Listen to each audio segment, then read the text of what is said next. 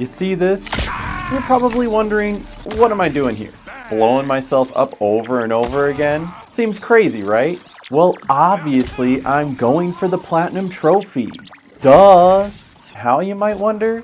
That's a valid question, and we will get to that. But first, let's start from the beginning. LEGO Horizon Adventures came out back in November and was mildly anticipated. It's no secret that LEGO games are very, very popular, which is why they made many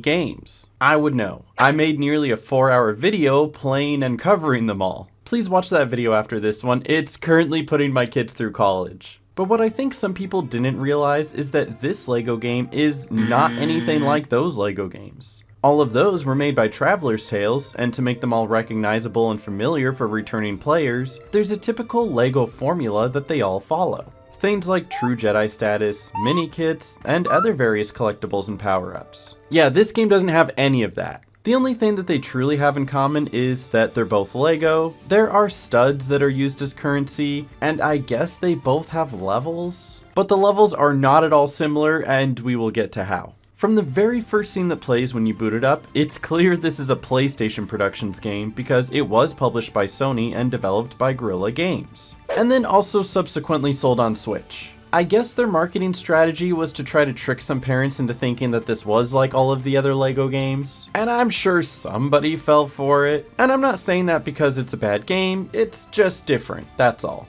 But I'll tell you right now, it is not worth $60. But we'll get to that too. So this game was designed by the same people who made the Horizon games and wanted it to play and feel like the other Horizon games, just with a lighter tone and an easier entry for gameplay. Except they took out the dodge roll. Ooh! Honestly, I think that's the one thing that this game could have used, was a dodge roll. It feels empty not to have it, and it's very annoying to not be able to dodge roll. Why didn't they add a dodge roll? Sorry, I digress. But the lighter difficulty becomes obvious when the menu literally has an option to turn on invincibility with no downsides. But to really see what I'm talking about, I want to take you through this game and draw comparisons to the Horizon games that it's based off of, and even a little from the LEGO games that came before it, and to eventually get to why I'm killing myself over this platinum. Literally. This is LEGO Horizon Adventures. So the story of the game very similarly mimics that of Horizon Zero Dawn. Aloy is an outcast raised by Rost and grows up to prove herself worthy of joining the tribe. While the whole first hour of Horizon Zero Dawn has you live out this experience, it's more of just a cutscene in the LEGO game. Rost is the one that gives Aloy her focus, where he was clearly against her having it at all in the original. And the village welcomes her with open arms in this one, where before she was ostracized and bullied. The new one also has most of the village people kidnapped for Aloy to go rescue, as opposed to the original, where instead most of the village... Well, yeah. The core gameplay has Aloy run through areas, completing levels by navigating terrain and defeating enemies. And I hate to say it, but that's pretty much it. Just about every level in this game is fully linear, with only slight branching paths that lead to a small chest to open for extra studs or a power-up, or maybe a small pile of LEGO bricks to build, which also only gives you a few studs. Since there aren't any extra collectibles hidden throughout the levels, it wasn't necessary to have any secret areas in the levels to hide anything. So this makes every level feel almost exactly the same and very one note. On the flip side though, the one thing that really makes this game fun is the combat.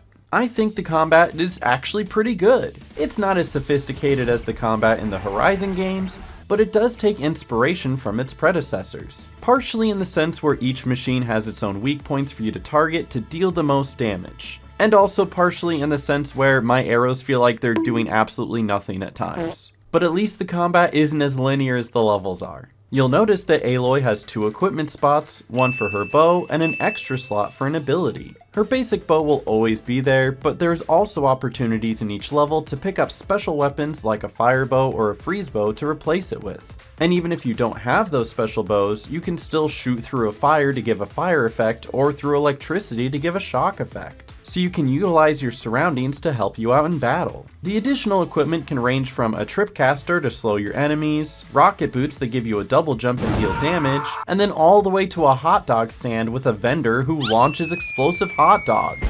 that might be my personal favorite. So it's crazy to see how it suffers so much from poor level design, but then excels when it comes to combat. But don't worry, we're still in the first area of the game. There's still 3 more areas to explore: the ice area, jungle area, and desert area. And while each individual area has its own unique design and flair, none of them have unique gameplay. Every level in the game, regardless of what the setting is, plays almost exactly the same. There are a couple exceptions though. There's the cauldron levels, which take you inside a mountain dungeon and will typically have a unique boss fight at the end. And then there's the long neck levels that have you climb up higher and higher to reach the top of the tall neck when it stops. The gameplay doesn't differ that much. You are still just parkouring and fighting robots and bad guys, but at least if I showed you these levels, you could tell that they were different. So unfortunately, from the beginning of the game to the end, the challenges the game presents are the same cut and paste levels and enemies over and over again. But it's not all doom and gloom. Although there isn't variety to the levels, there is variety on how you can approach them. The game provides you 3 more characters to play as aside from Aloy, and each of these characters offers a more unique battle experience. There's Varl, who has a spear that can cut through enemies and hit multiple at a time. Oh baby, it's triple! Teersa has an infinite basket of explosions that can deal consistently high damage if you're in a close enough range of the machines to hit them. Or not actually. Well, that was easy. And the last one is Erend, who swings a giant hammer to deal massive damage right into the face of the enemy. Each of these characters gives a unique playstyle to the game depending on which one you choose. So even though the levels don't change, the way that you approach them can. This is further improved by the fact that each character has their own level ups, upgrades, and special weapons. While Aloy has her fire and ice arrows, Varl can have a boomerang spear that can spin around dealing massive damage and then fly back to him. Erend has a massive hammer that builds up more and more as you defeat enemies until it becomes the ultimate hammer that can destroy machines in one hit. And even Teersa has rubber ducky bombs that just chase down and blow up enemies. I'd be terrified too if those were chasing me. So with the combination of having 4 different characters, a bunch of different weapons, and other abilities to utilize, the combat is genuinely fun and one of the shining points of the game. And I will give the game one other accolade while we're at it. The graphics are amazing. And I'm not talking about the high-scale 4K resolution, ray tracing, HDR type of graphics. I mean, why does this game even have a fidelity mode? It's Lego. How much better can you make it look? I'm talking about bringing this whole Lego world to life. If you've played other Lego games, whether it's anything from Traveler's Tales or any of the other publishers, they tend to have one thing in common: that these are Lego pieces and parts placed into a rendered 3D environment. There's always a slight disconnect between what is Lego and what isn't. But in LEGO Horizon Adventures, everything is Lego. The ground is Lego. The mountains are Lego. The trees are Lego. The water is Lego. The sky is Lego. Okay, maybe not the sky. But seriously, look at that water. That's impressive. This world feels more unique and immersive knowing every single piece in front of you was created purely with Legos. This is a huge part of what gives this game its own identity, and I love the extra time and attention to detail that was committed to building this world. Every single machine built from Lego looks perfectly sculpted and recognizable, and the designs make me wish that these were real Lego sets. Foreshadowing. But it also begs the question that if everything is Lego, why isn't the concept of building with Legos more utilized in the game? If everything is Lego, wouldn't you want building to be a more basic gameplay mechanic? Even the original Horizon games have crafting, and that's more than this game has. I guess in lieu of that, there is a healthy amount of customization instead. There's dozens of skins for your characters ranging from astronauts to pirates to Lego Ninjago outfits. There's even an option to give the townspeople their own outfits too by throwing them into the costume closet. You will be a hot dog and you will like it. Not only can you customize the people, you can customize the town as well. Add a table for people to feast at, add some carnival rides, a dance floor, or even a rocket ship. Most of these are interactable in one way or another, and between changing the rooftops, the colors, or even the land it sits on, you can truly make the camp your own. So the more and more I played the game, the more I was finding little ways to enjoy it and make it a fun experience. And one more little thing that definitely helps it all come together are the bonus missions. There's a series of requests put on the community board in the middle of the camp that rewards your player with gold bricks. Because of course the completion criteria is gold bricks. Why wouldn't it be gold bricks? We've only been using gold bricks since LEGO Star Wars 2. These missions entail all sorts of things both around the camp and in the levels. Things like building certain structures in the camp, interacting with those structures, fighting particular enemies, or defeating enemies with specific weapons. Like there's one where you need to feed the chickens, and in order to do that, you spawn in both a chicken coop and a hot dog stand. Get a hot dog from the stand, throw it over to the chickens, and they'll begin to feast. I have no idea how ethical this is, but it's all LEGO anyway, so who cares?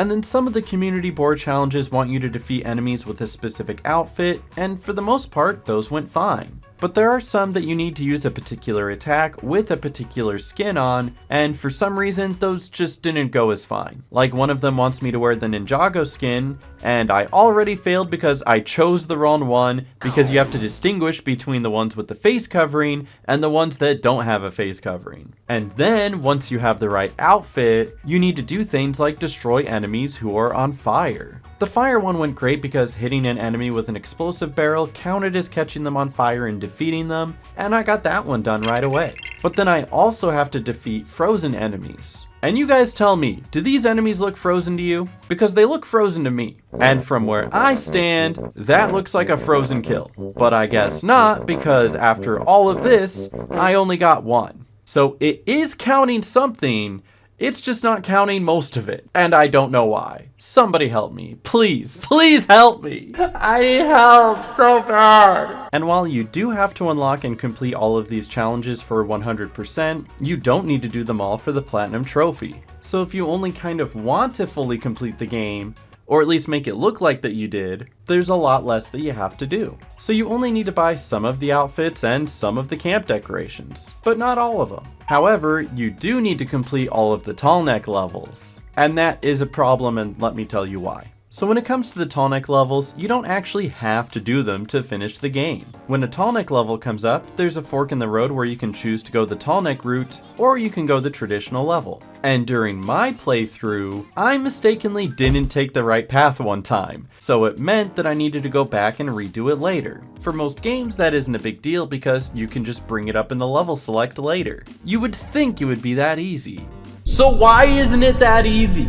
Once you finish the game, if you want to go back and find all the tall necks that you missed, you have to first complete the Apex Predator challenges that have you go through more levels and fight some tougher mini bosses. You can't even go do the normal levels in that area until you finish these harder fights. So that is your first roadblock. Once you do finish those and you have access to the normal levels again, there is no level select. Why wouldn't you give us a level select? I mean, I kind of get it because there isn't much diversity in the levels anyway, so it's like, are you selecting general level 1, 2, 3, or 4? And yes, these are 4 different levels. But if I need to find a tall neck or even a cauldron, it would be nice to have that option. Instead, you have to keep going through the levels one at a time until you randomly get to the specific level that you need. So after running through 4 more additional levels, I was able to loop through and get to the tall neck level again and finally complete that trophy. It shouldn't be that hard though, honestly. But the one trophy that did stand in my way and nearly ruined the entire experience for me just happened to be the same trophy that indirectly unlocks the platinum. And that is to get every single character to max level. When this one trophy has the same exact unlock percentage as the platinum trophy, it means this is the one trophy that everyone gets stuck at. It's the last trophy every single person unlocks before getting the platinum, since no one has this trophy without it. And let me explain why this trophy sucks so much. So each character can level up all the way to level 20 just by defeating enemies and running through these stages. That doesn't sound like a lot of levels because, well, in most games it's not, but to put it into perspective, after I finished the main story and did all of the Apex bosses, I didn't even have one character at level 20. And most of them were still hovering around levels 10 to 12. And if you know anything about the way that experience scales in video games, you know that level 10 is not the halfway point to level 20. So even after doing every single additional mini-boss and every single Apex version in every biome, I wasn't anywhere close to getting this trophy done. So I ended up spending just about the same amount of time that I already did playing the game, progressing the story, unlocking the levels, building the camp, and customizing my character, as I straight up did monotonously grinding the same levels and the same enemies over and over and over and over and over again, just to get my characters leveled up. The one advantage I had is that I did find out a neat trick. If you die in a fight or around a fighting area, you respawn right before the fight with all the enemies respawned too. And it doesn't take away from the experience that you just earned. So I would find a group of tough enemies that give a good amount of experience, fight them all, earn that XP, and then kill myself to respawn and fight them again for like an hour at a time. So at the beginning of the video, where I was literally blowing myself up over and over again, I wasn't kidding when I said that's what I needed to do to get the platinum. It's just not worth it. But I did it. I grinded it out, got the platinum, tried to do a couple more of the community board challenges, which were still broken, and then deleted the game forever. The end. But on a real note, was it worth it? Is this game actually any good and worth giving a try? I purely think that it depends. So there's a lot of upsides to the game, like how nice it looks, how fun the combat is, and how quirky the customizations are. I'd even like to give it credit for influencing brand new Horizon Lego sets that will be coming out in the upcoming months. I mean, look how awesome these are. I don't know if these would have been real if it wasn't for this game. They probably would have been, but I'm guessing it definitely helps. But when the levels are painfully linear, the trophies are too grindy, and the game just has some broken features, it hits both highs and lows all over the place. There was a point where the audio broke and the music stopped and there wasn't even any dialogue playing. It was kind of awkward, but I have the perspective that if a game isn't just fundamentally unfun, then at least there's some redemption to be had. I did enjoy playing it, and I don't regret most of the time I spend on it. One of its biggest strengths is that, although it does play more like a Horizon game, the story and dialogue leans more towards other LEGO properties. They're dancing, they're smiling, they're making jokes, and this line about the mountain is hilarious. A sacred, mysterious place. Watching... I thought it was that one over there. yes, of course. A sacred, mysterious place. Though the biggest downside is that the game was released at $60. Can we as a community just stop pre-ordering things? Seriously? We need to stop encouraging this behavior. It's telling game publishers that this is okay, and it's clearly not. Look at the comparison here. Horizon Zero Dawn and Horizon Forbidden West are both cheaper than the LEGO counterpart. And both of these games provide so much more gameplay hours than the LEGO one by a long shot, even if you cut out the fluff and unnecessary cutscenes and side quests. The remastered version of Horizon Zero Dawn also recently came out, and it's being sold for $50, which is still $10 less than this game. But if any of this game does look interesting to you, my advice is to just wait for a sale. At least you'll get your money's worth and probably a good time. I had fun, but that's again because I'm a sucker for LEGO games. How much of a sucker? Well, I did mention that video where I played every single LEGO game from the past 20 years and made a gigantic video about it. It's almost 4 hours long, so if that sounds interesting to you, that's popping up on the screen right now, and you can go check it out. And if for some reason you just don't like Legos, why did you click on this video? Where did you come from? Why are you here? That's it for me though. While you're here, please subscribe. And thank you for watching. And subscribe. Please subscribe. Are you subscribed yet? Please subscribe.